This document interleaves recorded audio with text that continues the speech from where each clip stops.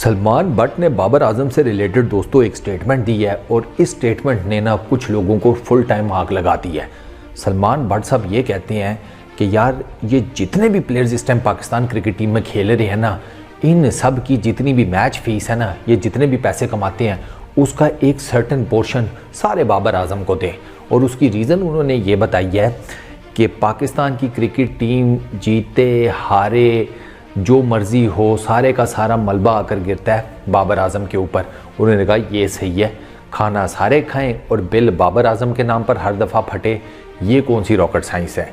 उन्होंने कहा कि भाई बाबर आजम से रिलेटेड अगर आप लोगों ने कोई करना है ना हिसाब किताब, तो फिर इस तरह करो कि यार अगर बाबर आजम नफ़े में है तो भी ठीक है, नुकसान में है तो भी ठीक है, यानी कि आपको वो नफ़ा पहुंचाए तो बल्ले बल्ले ठीक है, लेकिन नुकसान हो जाए अगर तो नहीं जी बाबर आजम ठीक नहीं है। तो उन्होंने कहा ऐसे नहीं चलेगा, यहाँ तो दोनों साइड्स करो पैरेलल, ठीक है, वरना फिर भाईजान दोनों साइड्स को ख़त्म करो, एक साइड पे होकर रहो, ये मुनाफकत छोड़ दो। अब जाहिर सी बात है बाबर आजम के साथ पिछले तकरीबन ये एशिया कप से ऑनवर्ड्स जो हुआ है पूरी कौम ने देखा, टीवी पे मैचेस के दौरान देखा, सोशल मीडिया के ऊपर पोस्ट की सूरत में देखा, क्रिप्टेड ट्वीट्स की सूरत में देखा।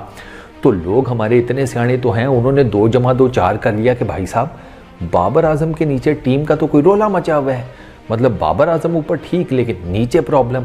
बाबर आजम पता है किस चीज़ की मार खा गया, मैं आपको अभी बता रहा हूँ। बाबर आजम सिर्फ इस वजह से मार खा गया कि एक तो बाबर आजम का अपना बल्ला नहीं चल रहा था। आप यकीन करें बाबर आजम का अपना बल्ला चल रहा होता ना, मैं देखता हूँ किस तरीके से बाबर आजम को ये कप्तानी से हटाते। उसकी बैड लक या शायद उसकी गुड लक, हमें क्या पता, ऊपर वाले का अपना निज़ाम है यार, तो कुछ नहीं कह सकते। हो सकता है जिसको हम उसकी बैड लक समझ रहे हैं वो उसकी गुड लक हो। तो बाबर आजम का बल्ला चल नहीं रहा था, एक तो बेचारा अपने रन्स की वजह से परेशान था, फिर टीम में जो कुछ हो रहा था वो सब कुछ टीम की परफॉर्मेंसेस वो आपके सामने, तो वो फिर कितना एक उसके लिए ना एक ख़ास किस्म का पहले माहौल तैयार किया गया, नैरेटिव बिल्ड किया गया ना। ये जितने ये जट शट बाट जो भी थे यार, क्या उसको कहते हैं, ये मीडिया के लोग सोशल मीडिया के ऊपर प्लस पीसीबी और फैंस तो वैसे ही माशाल्लाह कुछ उनको, मतलब फिर बात वही है, क्रिकेट उनको लिखने का क्या दो, उनको ये नहीं पता चलता काफ कौन सी है भाई, काफ कौन सी, कुल्फ़ी वाली कुत्ते वाली कौन सी, ये तो इनके हाल हैं। तो खैर चलो छोड़ो उसको, तो रहने दो। तो वो बेचारा ना सीधी सी बात है इस चीज़ की मार खा गया कि रन्स कर नहीं पा रहा था, ऊपर से टीम हार रही थी, तो अगले को कुर्बानी देनी पड़ी फिर अपनी कप्तानी की। लेकिन अच्छी बात यह है कि उसकी कप्तानी तो गई ना, जो बाकी फिर अब नए कप्तान शप्तान बने हैं ईच एंड एवरीथिंग। भाईजान बाबर आजम ने किसी को कोल्ड शोल्डर नहीं दिखाया, किसी एक को भी, मतलब ना शान मसूद को ना शाहीन शाह अफरीदी को।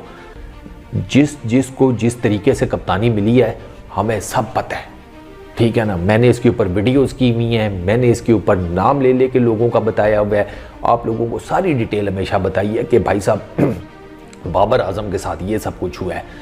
किसी एक कप्तान के साथ उसने किसी किस्म का कोई प्रॉब्लम नहीं किया, टीम मैन बन के खेल रहा है। तो भाई फिर ऐसा बंदा डिज़र्व करता है ना कि दो फिर उसे पैसे अपने।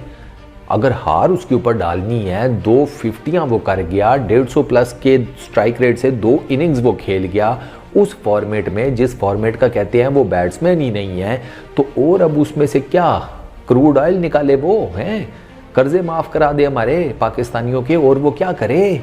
तो भाई फिर दो उसे पैसे, अगर हार उसकी है तो फिर उसको पैसे शैसे दो ना, सारे अपनी फीस दो उसको।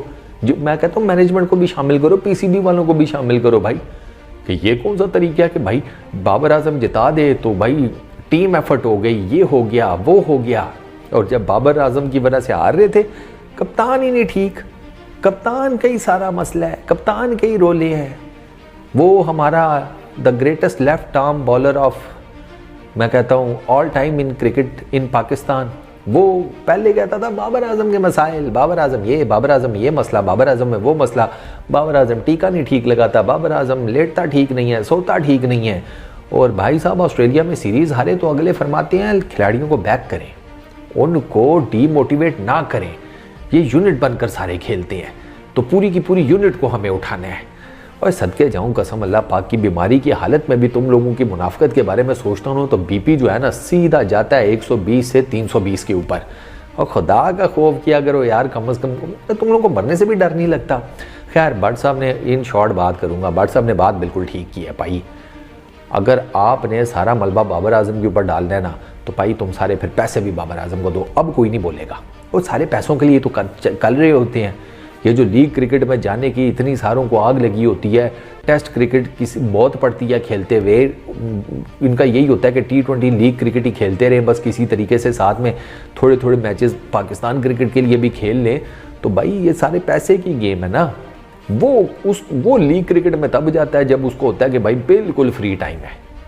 इसके अलावा तो वो लीग क्रिकेट में भी कोई नहीं खास नज़र आता। बाबर आजम की मैं बात कर रहा हूँ, उसको पैसे नहीं चाहिए, उसको नहीं लगता कि यार भाई उसके घर में क्या लोग हवा खाकर जिंदा है। नहीं, उसके घर में भी वही अनाज, दाल, चीनी, पत्ती, आटा, वो सब जाता है जो मेरे आपके घर में आता है, पैसों से आता है। तो पैसों की ज़रूरत तो उसको भी है, लेकिन वो चीज़ों को मैनेज करता है। ये बाकी सारे, इनकी तो क्या ही बात है। तो भाई साहब, भट्ट साहब मैं आपको सलाम पेश करता हूँ भाईजान, आप जैसे तैसे भी हैं।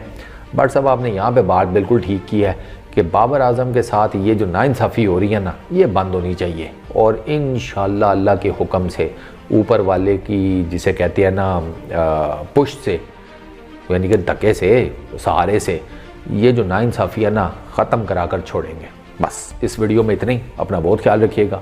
नेक्स्ट वीडियो में मुलाकात होगी। Peace out.